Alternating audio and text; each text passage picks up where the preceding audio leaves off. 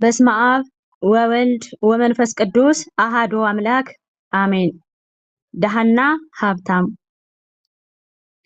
እናት ዓለሜ በድህነት ልጃቸውን ያሳደጉ ጎስቋላ የሰው ፊት ያልፈሩ ጠንካራ እናት ናቸው። ባለቤታቸው በወጣበት ባልታወቀ ነገር የቀረባቸው ሐዘን ያልጣላቸው ልጆቻቸውን በጥንካሬ ያሳደጉ ለይቅርታ ልባቸው ክፍት የሆነ መልካም ነገር የሚያስቡ ነገር ግን ህይወታቸው ያልተቃናላቸው አቶ አብርሃም የአቶ ዓለሜ ባለቤት ሲገደሉ በቦታው ላይ የነበሩ ነገር ግን እጃቸው የሌለበት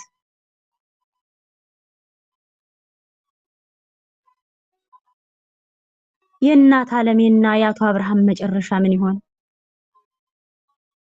እናት ዓለሜ ባለቤታቸው ባዘን ያጡ ሐዘን የቀጣቸው አቶ አብርሃም በቦታው ላይ የነበሩ እጃቸው የሌለበት በምን አይነት ፍርድ ይጠናቀቅ ይሆን?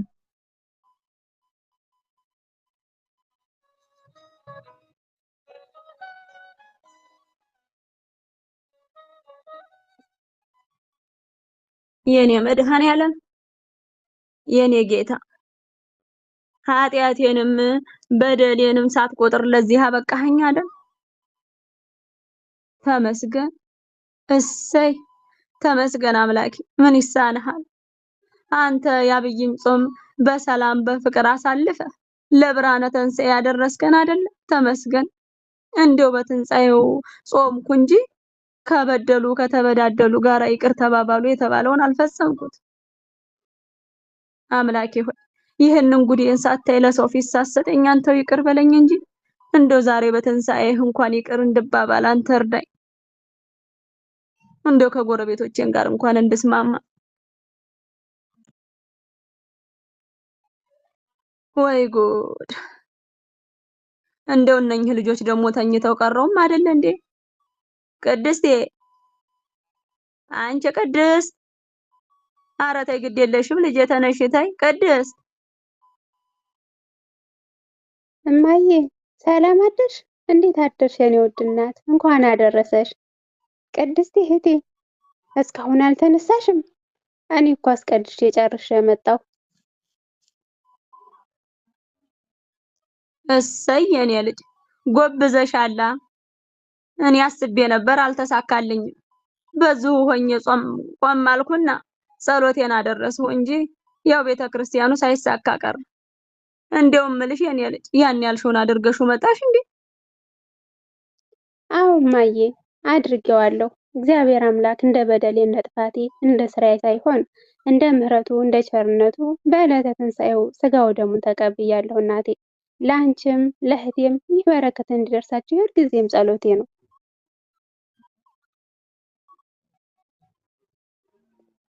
ማን ነው የሚጠራው? ውይ አያስተኙም ማለት ነው። በቃ ትናንትና ምሽት ነበረብኝ ለትንሣኤ ዘና ብዬ አመሸሁ ከጓደኞቼ ጋር።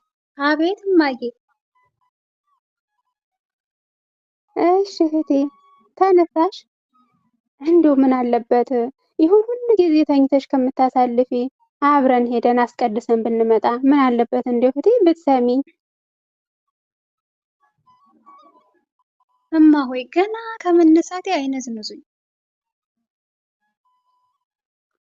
ስጠራሽ የማሰሚኝም አይደል? በቃ እንዴት ተኝተሽ ቀረሽ እኮ። እንደው ምን ይሻልሻል? ኧረ ተይ ቅድስቴ ተይ። በይ አሁን ቶሎ በይና ፊትሽን ታጠቢ፣ ልብስሽን ቀይርና ጾም ፍቱ። ትንሽ እንቁላል ሰርቻለሁ። ደግሞ አሁን ለእህትሽ የመለስሽላትን መልስ ሁለተኛ እንዳልሰማ ተናግሬያለሁ። አንቺ ልጅ አረ እማዬ 2 ወር ሙሉ ጾሜ በእንቁላል ልፈታ ነው እንዴ? እማ ሼም ነው። ሌላ የተሰራ ነገር የለም እንዴ? ቅድስቴ እህቴ በይ ረጋ በይ። ቤት ያፈራውን ነው የምንቀምሰው። እማዬ እኮ ብቻዋን ናት። ቆይ አታሳዝንሽም? ደግሞ እኮ ስጋ በላን አልበላን ምንም የምናመጣው ለውጥ የለንም። ደግሞ እንደዚህ ስጋ የመብለያ ቀን ሳይሆን የቅዱስ ስጋው የክቡር ደግሞ መቀበያ ቀን ነው። ይህን ስጋ በልተነው የሚጠፋ ነው። ድህነት የማያስገኝ ነው። የጌታችን የመድኃኒታችን ኢየሱስ ክርስቶስ ክቡር ሥጋው ቅዱስ ደሙ ግን የዘላለም ሕይወት የሚሰጥ ለድህነት የሚሆን ነው። ደግሞ እኮ ለሆድሽ ብቻ አታስቢ እማዬ።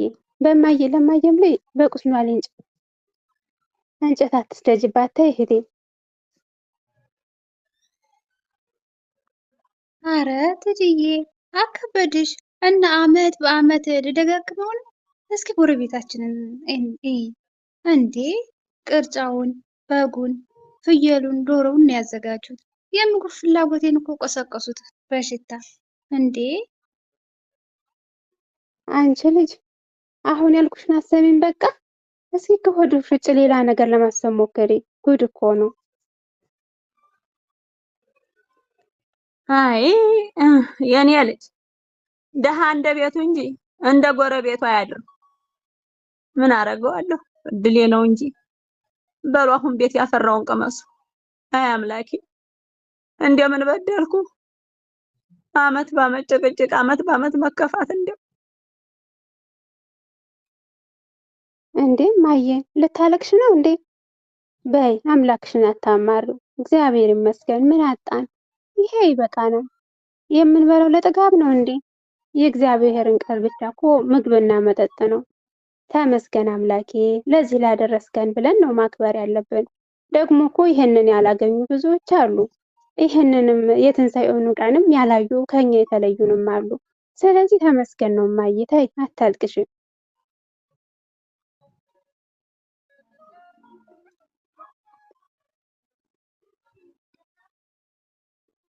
አንቺ ልጅ ማካበት ትወጃለሽ መሰለኝ።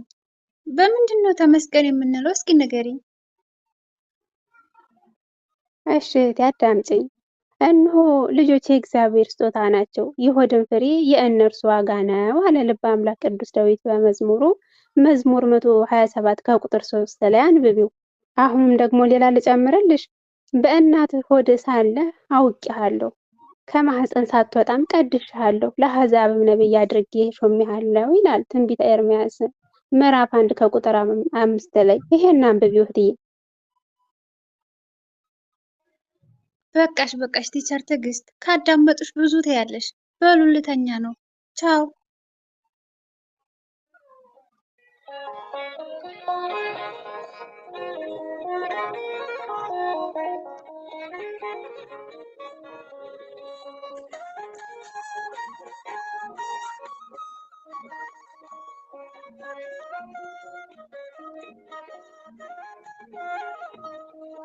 እሰይ እሰይ ልጆቼ ብሉልኝ ጠጡልኝ። ምን ይቅረብ? ቢራ ቁርጥ ወይስ ጥብስ? ንገሩኝ እስኪ ልጆቼ። አባዬ ሁሉም ፉል ነው። ደስ የሚል የትንሣኤ በዓል። ዛሬ ምነው አኮረፍ? እንዴ እንዴት ነው የማላጎርበው? ምን ደስታ አለ? ቆይ ግን እዚህ ቤት ብርሃነ ትንሣኤ በዓል የምናሳልፈው በዚህ መልኩ ነው? በስጋ በመጠጥ ነው እንዴ? እስቲ ጎረቤቶቻችንን እናስብ። ምንም የላቸውም እኮ እግዚአብሔር ከሰጣቸው በቀር።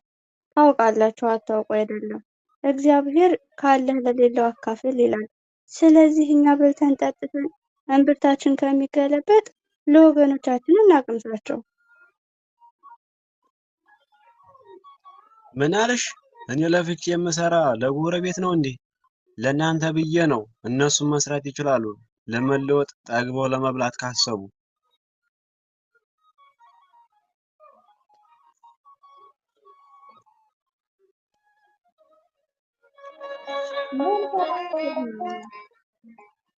ፊታችሁ ሐመር ለበሰ እኮ በትንሣኤ ምድር።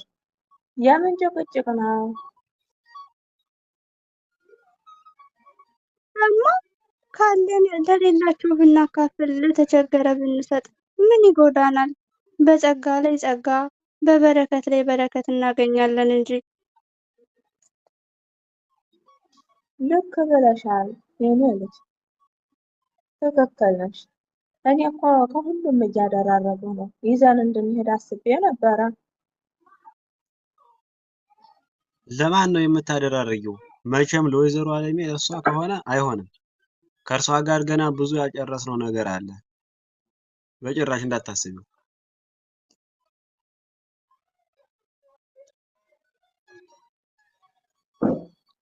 በቀል ከኛ ሳይሆን ከእግዚአብሔር ነው። ደግሞም በአንተ ሰበብ አባታቸው በቅናት ተገሎባቸዋል። አስበው ባይሆን ዞሮ ሞተውባቸዋል። እነሱ ግን ምንም አላሉ። ሁሉንም ትተው ጎረቤት አድርገውን እየኖሩ ነው። ጥይት ራሷ መታ ራሷ ትወጪዋለች አሉ። ኧረ ተው፣ ኧረ ተው አንተ ሰውዬ ተው! ለምን አታውም? እንዲያው ምን ጉድ ነው ዘንድሮ እንዲያው!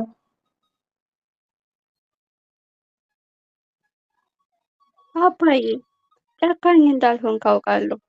የጨካኞች ቁጣ እስትንፋስ ቅጥርን እንደሚመታ አውሎ ነፋስ በሆነ ጊዜ ለድሃው መጠጊያ፣ ለችግረኛው በጭንቁ ጊዜ መጠጊያ፣ ከውሽንፍር መሸሸጊያ ከሙቀት ጥላ ሆነሃል ይላል ትንቢተ ኢሳይያስ ምዕራፍ 25 ከቁጥር 4። ስለዚህ አባ ሁሉንም ነገር መተው አለብህ። እስኪ ንገሪው ልጄ፣ ምን ይሄ ብቻ?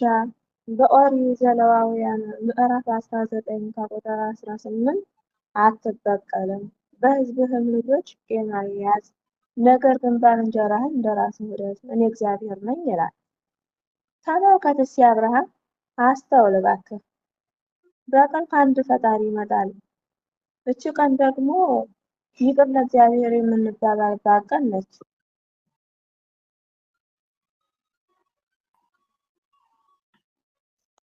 ኧረ ቤቱን የስብከት ቤት አደረጋችሁት። በቃ ነው እንብላ። እንዴ ምንድን ነው? አንቺ ዝም ብለሽ ሆድሽን አስቢ። አባዬ አንተ አዳምጥ።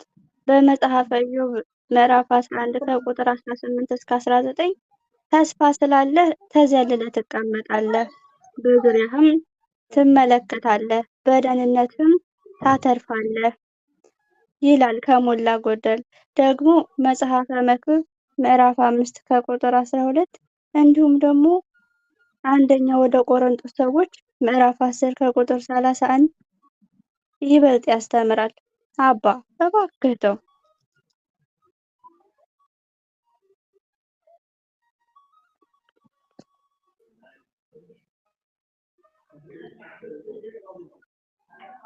እማዬ ፍሬ ዝም በሉ እማዬ ፍሬ ዝም በሉ ያልቅብናል። እንደዛ ስንደክም የከረምነው ለሰው ነው እንዴ? ሆይ ደግሞ መስጠት ምንድን ነው?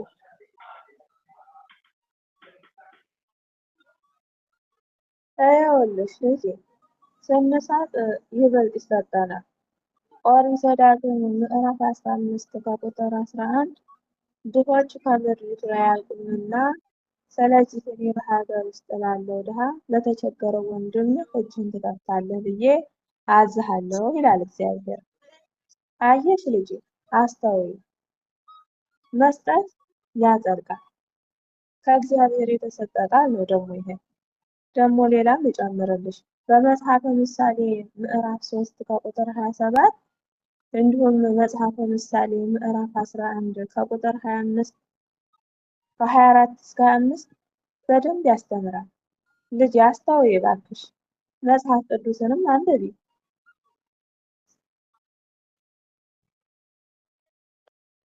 ቃለ ሕይወትን ያሰማልንማ። ቅዱስ ያዕቆብ በመልእክቱ እንዳስተማረን የያዕቆብ መልእክት ምዕራፍ 2 ከቁጥር 15 እስከ 17 እንዲሁም የሉቃስ ወንጌል ምዕራፍ 6 ከቁጥር 38 ስጡ ይሰጣችኋል፣ በምትሰፍሩበትም መስፈሪያ ተመልሶ ይሰፈርላችኋል፣ ለተጨነቁና ለተነቀነቀ የተትረፈረፈ መልካም መስፈሪያ በእቅፋችሁ ይሰጣችኋል ይላል። ስለዚህ መስጠት ያበዛል እንጂ ካለን ላይ አይቀንስም። አይ እንዲያው የኔ ነገር ከልጆች ያንሽ ልገኝ። በሉ እሺ፣ ለሁላችሁም ቃለ ሕይወትን ያሰማልን። በሉ እንግዲህ ይቅርታ ልጠይቅና ማሩኝ ልበል። በዚህም በጊዜን አብራን እንሄድ። ለይቅርታ ባይገባም በዓልን መዋያ ይሆናል።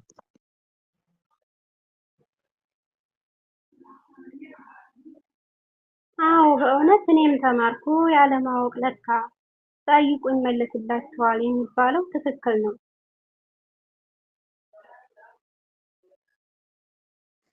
ወይኔ ዛሬው ትንሣኤ ደስ ሲል!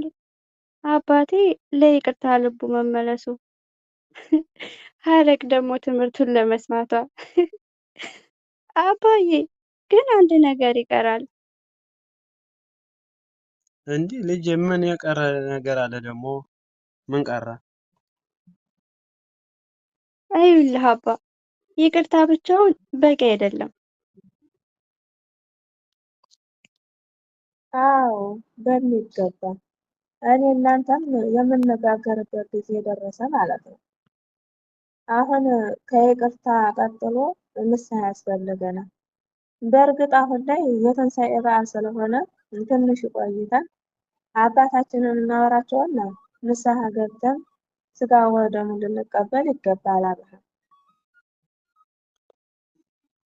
እሺ የኔ እመቤት፣ በዚህ ጉዳይ ብዙ ጊዜ እንዳስጨነኩሽ አውቃለሁ። አሁን ግን የምትይኝን ሁሉ እሰማለሁ። ለእስከ ዛሬው ይቅርታ የኔ ውድ ሚስት።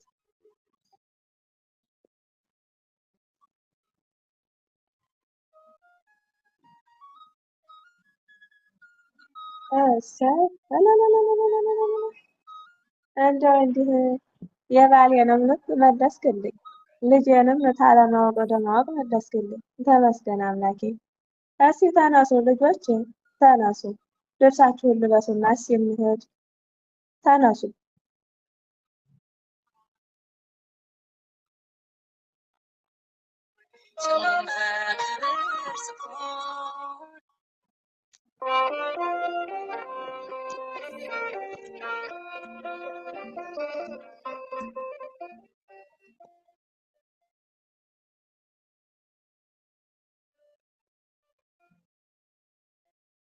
እማዬ፣ እናቴ እያለቀስሽ ነው እንዴ?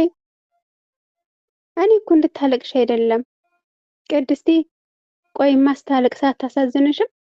እሷ እኮ ለእኛ ብላ እናትም አባትም ሆና እንጀራ ሸጣ የሰው ልሷ አጥባ እዚህ አድርሳናለች። ዛሬ ደግሞ በዓል ነው። ስለሆነም ጭቅጭቅ አያስፈልግም እህቴ። በይ ተነሽና ይቅርታ ጠይቂያት እማዬን። በዓል ነው ዛሬ፣ እስኪ ደስ አሰኛት።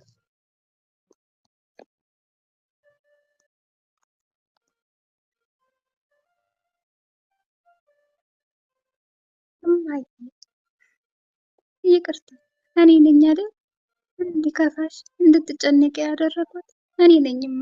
ይቅር በይኝ፣ ይቅር በይኝ። ሁለተኛ አይለመደኝም። እኔ ነኝ እንደዚህ እንድትሆን ያደረኩሽ አይደል? ጠላትሽ ያልቅስ የኔ ልጅ። አረ እናት አያኮርፍም ልጄ። ደሞ ለእናንተ ለልጆቼ እንደው አልሞላልኝ ቢለኝ እንጂ ሁሌ ያስባለሁ ተሰው በላይ ባረጋችሁ፣ ፍላጎታችሁን ባሟላላችሁ። ከእናንተ ደስታ በላይ ለኔ ነበር ደስታውም ኩራቱ። ግድ የለም ልጅ፣ ትዕግስተኛ ሁኚ፣ ሁሉም ይስተካከላል። ግድ የለም አላስከፋሽኝም።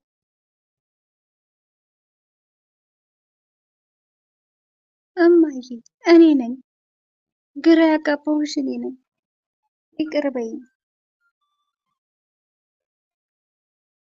አይ እንግዲህ ነገርኩሽ፣ ምንም አላረግኩሽኝም አልኩሽ።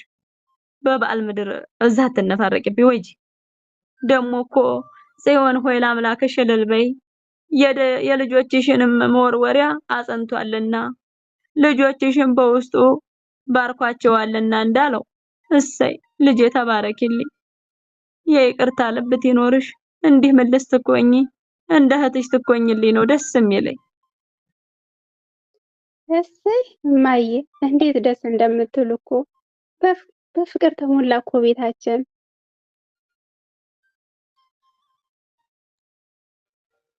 አዎ ተመስገን። እንዴ ማን ነው በሩን የሚያንኳኳው? በስመ አብ ወልዶ መንፈስ ቅዱስ። እዚህ እያወራን ታንሰማቸው ቀርተን ነው ወይስ ሊገነጥሉት ነው? ወይ ጉድ! እንዴ አቶ አብርሃም መጡ። ምን ነው ምን ፈልገው ይሆን? እንዴው ጌታዬ ሆይ፣ እንዴው በትንሣኤው ምድር ምን ልታሰማኝ ይሆን? እንዴ ደግሞ ምን ቀራቸው? እንዴው በእግዚአብሔር እንዴው እኛን የቀረውነውን እስተ ልጆቼ ሊፈጁኝ ነው ወይስ ምን ሊያረጉ ነው?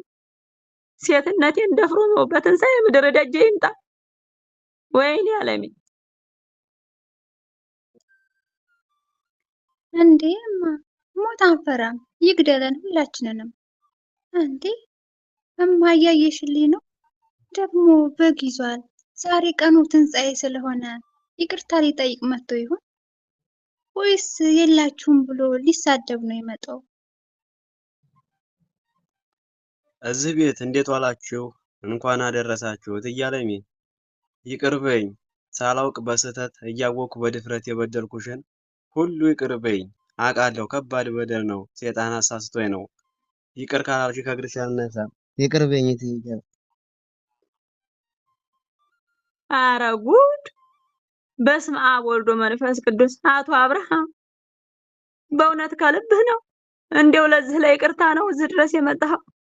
ይቅር ለእግዚአብሔር። አረ ተነስ። አረ እኔ እንደው እንደዚህም አያስፈልግም ነበር። አቤት እቤት ድረስ ባትመጣስ? እንዲህ ቤት ድረስ መጥተህ ለይቅርታ ልብህ ተተከፈተ። እኔም እንደው አንዳንዴ መስሎኝ በተናገርኩ ይቅር በለኝ። ትንሣኤውን አስበህ በበዓል ምድር ቤት የመጥተህ ይቅርታም ስላልክ አመሰግናለሁ። ተነስ በል ተነስ። እግዚአብሔር ያክብርልኝ። ሁላችሁም እንደው በድጋሚ ይቅር በሉኝ ልጆቼ።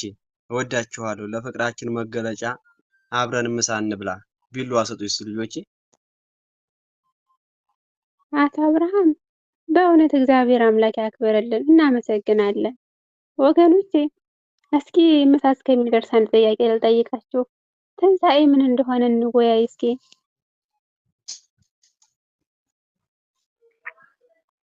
ይህዬ እኔ ምንም ነገር አላውቅም።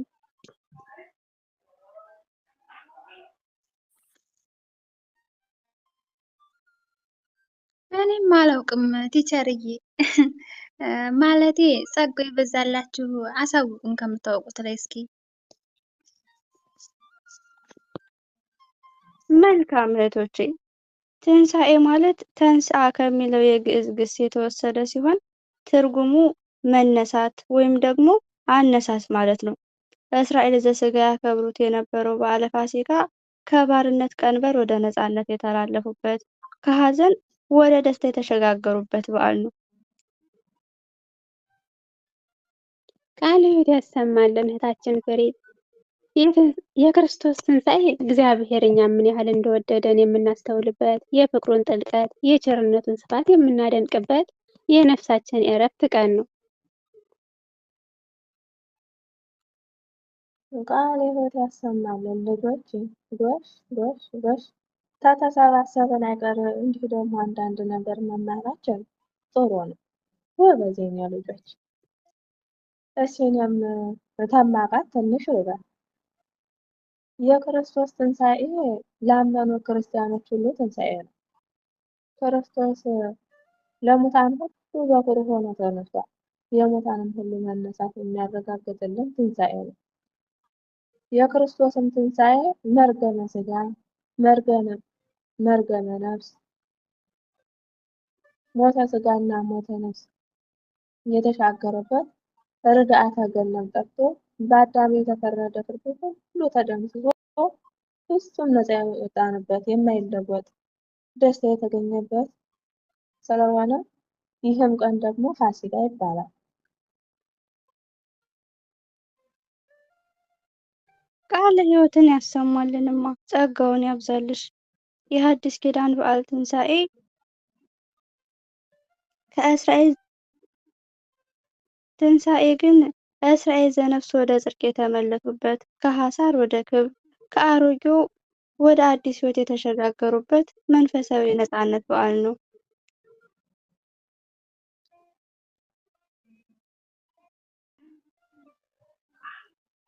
በእውነት ለሁላችሁም ቃለ ሕይወት ያሰማልን ጎበዞች፣ ጸጋውን ያብዛላችሁ።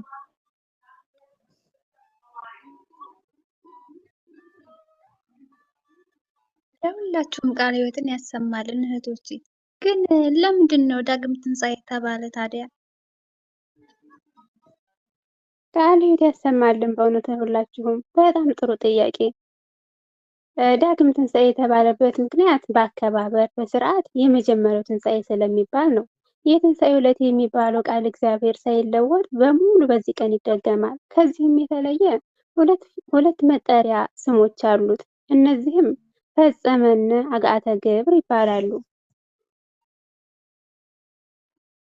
ፈጸመነ የተባለው የሰሞነ ትንሣኤ በዓል አከባበር ነው።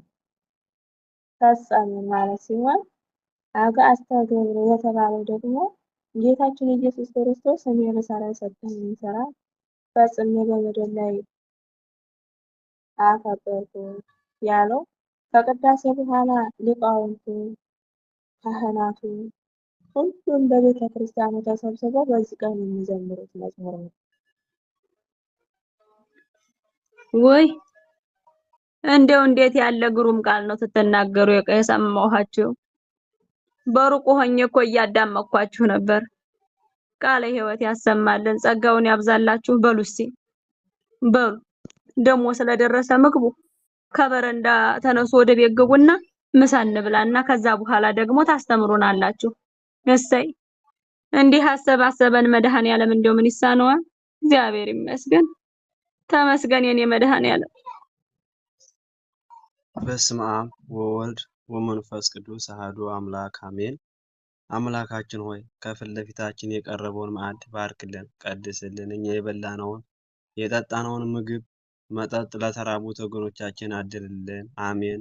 በሉ እስኪ ብሉ ልጆቼ ብሉ።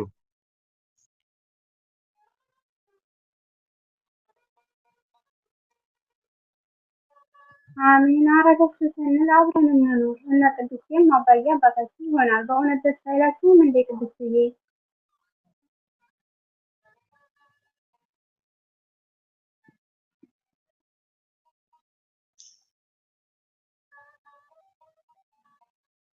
ውድ እህታችን ስለ መልካም አስተሳሰብሽ ሁሉ እናመሰግናለን። ከእናንተ ይቅር ለእግዚአብሔር ተባባልን ማለት ቤተሰብ ሆንም ማለት ነው ከእንግዲህ። ተመስገን እግዚአብሔር ሆይ ይህንን ያበላሃን ያጠጣህን አምላክ ተመስገን። እግዚአብሔር ይስጥልን። እትዬ ዓለሜ እድሜና ጤና ብስቶ ይስጥልን። እንዳከበርሽን ድንግል ማርያም ከነ ልጇ ታክብርልኝ።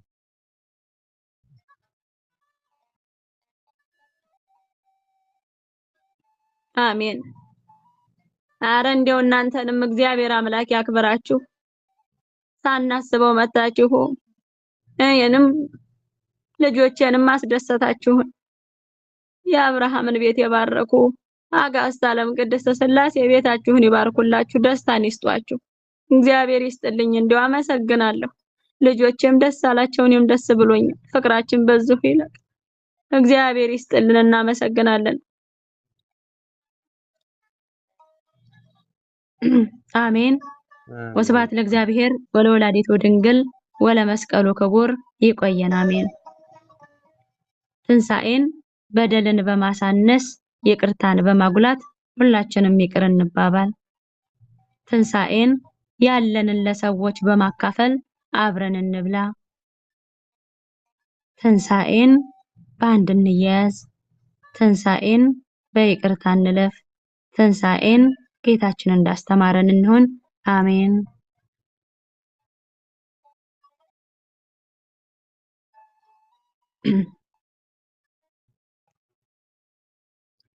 ንሴብሖ ንሴብሖ ለእግዚአብሔር ንሴብሖ ንሴብሖ ለእግዚአብሔር ስቡሐ ዘተሰብሐ ስቡሐ ዘተሰብሐ። እናመስግነው እናመስግነው እግዚአብሔርን እናመስግነው እናመስግነው እግዚአብሔርን። ምስጉን ነው የተመሰገነው ምስጉን ነው የተመሰገነው።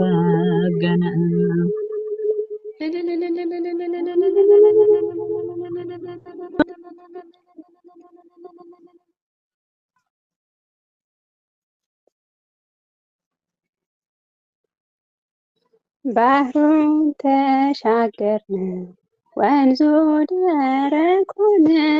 በጠላታችን ላይ ድሉ የኛ ሆነ። ከባርነት ቀንበር ፍጹም ነፃ ወጣን።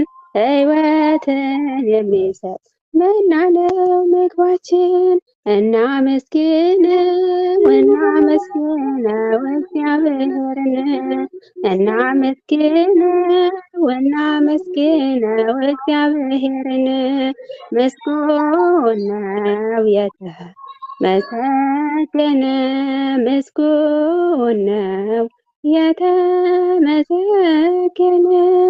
አስፈሪ ነው ያልነው ብዙ ነገር ነበር፣ ሁሉንም አለፍነው አምላካችን ይክበር።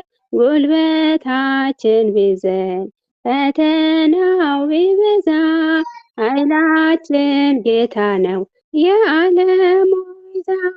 እናመስግነው እናመስግነው እግዚአብሔርን። እናመስግነው እግዚአብሔርን። ምስጉን ነው የተመሰገነ፣ ምስጉን ነው የተመሰገነ። ከዓለት የፈለቀ ውሃ ጠጥተናል። በጠላታችን ላይ ድሉ የኛ ሆኗል። ሕዝቦች ደስ ይበለን ሕይወታችን ድኗል።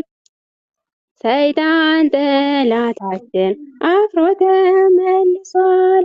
ንሴብሖ ንሴብሖ ለእግዚአብሔር፣ ንሴብሖ ንሴብሖ ለእግዚአብሔር። ስቡሐ ዘተሰብሐ ስቡሐ ዘተሰብሐ። እናመስግነው እናመስግነው እግዚአብሔርን። እናመስግነው እናመስግነው እግዚአብሔርን። ምስጉን ነው የተመሰገነ፣ ምስጉን ነው የተመሰገነ። አሜን። የዝማሬ ባለቤት ልዑል እግዚአብሔር የከበረ የተመሰገነ ይሁን። በእውነት ለሁላችሁም ቃል ያሰማልን፣ እግዚአብሔር ይስጥልን። እንዲሁም ደከመ ሰለቸን ሳትሉ ቁጭ ብላችሁ ስላዳመጣችሁ እድል ስለሰጣችሁ እናመሰግናለን። እግዚአብሔር ያክብርልን።